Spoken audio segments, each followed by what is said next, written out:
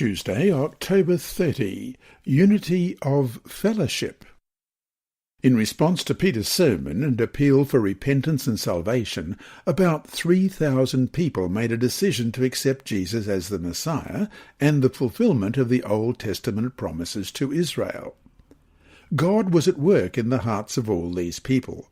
Many had heard about Jesus from far away and may have travelled to Jerusalem with the hope of seeing him. Some may have seen Jesus and heard his messages of God's salvation, but had not made a commitment to become a follower. At Pentecost, God miraculously intervened in the lives of the disciples and used them as witnesses of the resurrection of Jesus.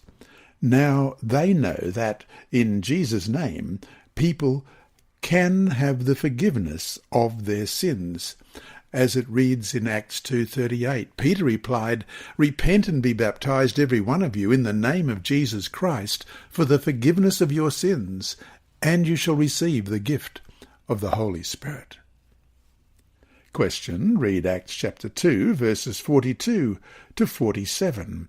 What activities did these early followers of Jesus do as a community of believers?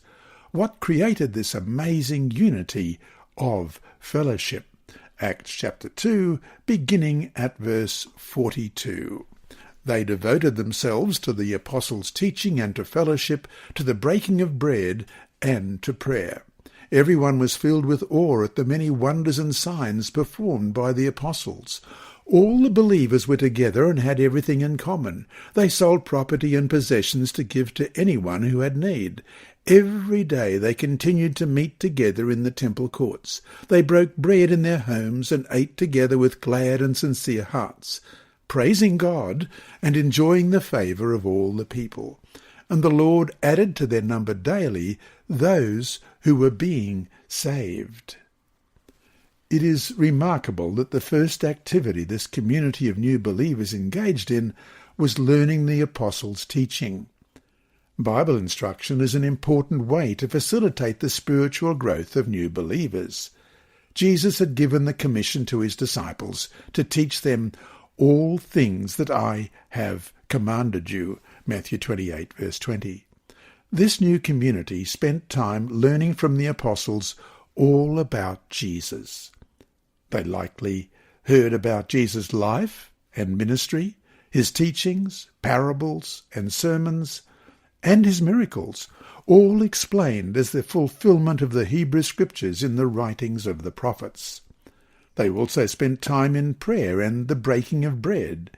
It is unclear whether the breaking of bread is a direct allusion to the Lord's Supper or simply a reference to sharing meals together, as Acts 2:46, which we've just read, seems to imply. The mention of fellowship certainly infers that this new community spent time together, often and regularly, both in the temple in Jerusalem, which still served as a centre of their devotions and worship, and in their private homes. They shared an intimate life. They ate and prayed together. Prayer is a vital element of a community of faith, and it is essential to spiritual growth. This new community spent time in worship. We are told that these activities were done steadfastly. This steadfast fellowship generated good relationships with others in Jerusalem. The new believers are described as having favour with all the people in verse 47. No doubt, the work of the Holy Spirit in their lives made a powerful impression on those around them and served as a powerful witness to the truth of Jesus as the Messiah. And so to finish today, what can your local church learn from the examples set here in regard to unity, fellowship, and witness?